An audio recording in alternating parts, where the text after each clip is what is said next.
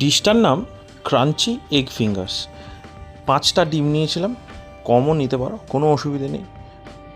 5টার জায়গায় 3টে করা যেতে পারে, তবে 3টে নিলে একটু ভালো হবে আর কি, মানে ব্যাপারটা থিকনেসের তো একটা ব্যাপার থাকে, সেই কারণেই 3টে বা 5টা। আর বাড়িতে যদি সদস্য বেশি থাকে তাহলে আরও ভালো। মোস্টলি বাচ্চাদের জন্যই কিন্তু খাবারটা, বা বর্ষার দিনে শীতের সময়ও কিন্তু ভালো লাগবে খেতে। 5টা ডিম নেওয়া হলো, দিয়ে দেওয়া হলো, তার মধ্যে দেওয়া হলো লবণ আর হচ্ছে গোলমরিচ। যেহেতু বাড়ির বাচ্চাগুলো পেঁয়াজ লঙ্কা খেতে চায় না, সেই কারণে লবণ আর গোলমরিচ দিয়ে দেওয়াই হলো। এর মধ্যে তোমরা কিন্তু ক্যাপসিকামের কুচি আর পেঁয়াজের কুচি, কাঁচা লঙ্কার কুচিও কিন্তু অ্যাড করতে পারো।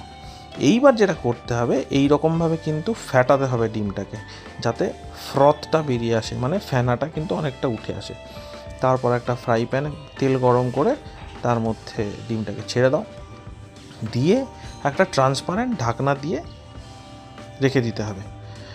কিছুক্ষণ রেখে দেওয়া, তারপর আরেকবার ঢাকনাটা তুলে দেখে নিতে হবে যে জিনিসটা হচ্ছে কি হচ্ছে না। কারণ এই যে ওপরে যে কালো কালোগুলো দেখছো, সেগুলো কিন্তু ব্ল্যাক পেপারের গুঁড়ো আর কি, মানে কালো গোলমরিচের গুঁড়ো।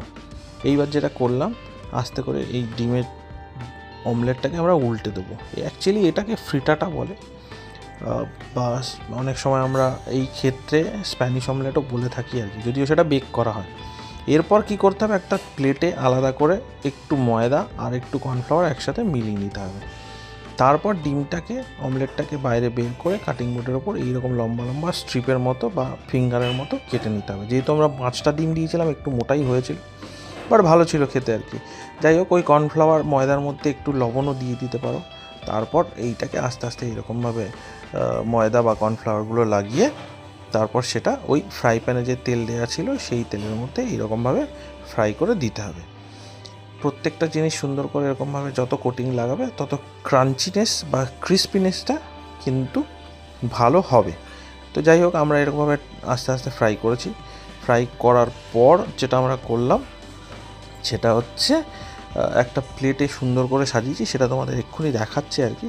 এবং ফ্রাইটা কিন্তু হওয়ার পর ডিমগুলো কিন্তু, ডিমের ফিঙ্গারগুলো কিন্তু মারাত্মকভাবে একটা ক্রাঞ্চিনেসে চলে আসে। তারপর এগুলোকে সুন্দর করে প্লেটের মধ্যে সাজিয়ে সস দিয়ে কিন্তু বাচ্চাদের খেতে দেওয়া হলো। এবং তার সাথে সাথে শুধু বাচ্চা নয়, বড়রাও কিন্তু খেয়েছে। ভালো লাগবে বন্ধুরা, ট্রাই